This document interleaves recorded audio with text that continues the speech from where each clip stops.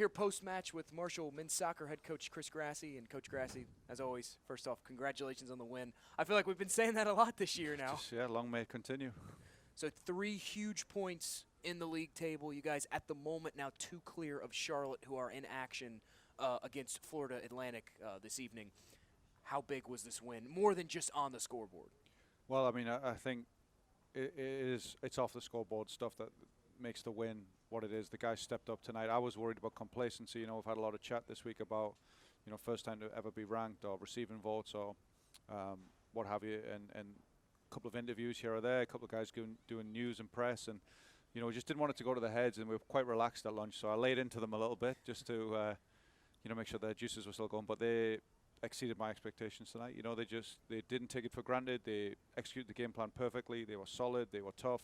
It was quite a comprehensive victory, and just they didn't let down for 1 second of the game. So tremendous performance. I'm actually you know, again, like, prouder every week of them. I think it's just, you know, they keep going to new levels, and this team looks like a championship team. So hopefully we can continue this and lift one at the end. You know. We saw the quick strike nature of your team on display. It felt as though in the early goings, maybe the first 10 minutes, UAB kind of came out. They were opening it up a little bit. They had the possession, and then like that, the switch flipped. Yeah, I think we've been a slow starting team. Dayton, we were pretty slow last week, and then this week we've been pretty slow starting. So it was a little bit disconcerting. Okay, are we not prepared for this? You know, are we taking it easy?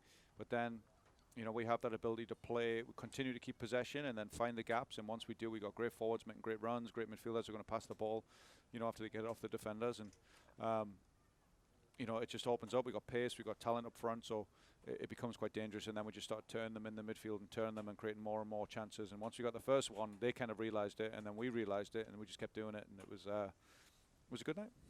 Peta obviously gets his 2nd straight clean sheet, but it's really about that back line in front of him. They have played phenomenally, those 4 backs for you all. Yeah, I think, you know, all across the back, I thought Jan Eric was terrific tonight at right back, and Carlos, you know, was his normal steady self, and Alal just, you know, held it together. And I thought Cirque did a good job today. He, you know, he stepped in when he needed to do it, and he drove into the midfield with the ball and took his opportunities. So tremendous performance from all of them. And then, you know, we threw Colin on, who, you know, he could very well be a starter for this team. He just happened to get injured, and another guy hit a hot streak, and Damari came on and did, you know, very well at the end of the game, and just, you know, made sure they didn't score, you know. So very, very happy with them, and obviously they make Paolo's life a lot easier. I know one area that last year was a struggle was the bookings.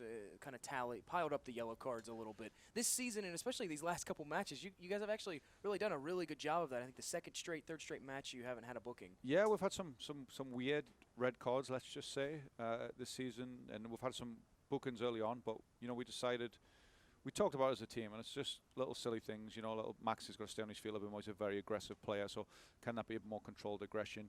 You know, can we not talk ourselves into it? Let's not get so frustrated with the referees. We had our say, you know, after Rio Grande Valley about the referees, and, you know, we talked as a team, and we just, you know, decided, look, it's like the weather, you can't control it, so you just got to get on with it. And I think, you know, we're playing a little bit more disciplined now, and we're a little bit more together, and a little less frustrated, I think, as well. So it's all, you know, made up the cocktail for us of the performances and the steady performances and the lack of cards that we've had. So, as we always do at the end of these interviews post-match, we talk about the next opponent. Charlotte, their ranking speaks for itself. They've crept up inside the top 10.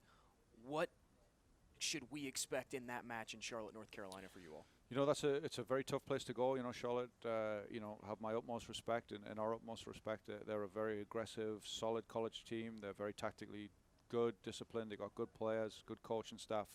It's going to be a tough one, you know. It's a real test for us. Like, how we perform out there, I think, is going to be a big indicator to really how far we can go, how special we're going to be, because, you know, they're one of the traditional powerhouses in our conference. So we'll be able to test ourselves against the best, and that's what we're looking for, and we're hungry for that challenge.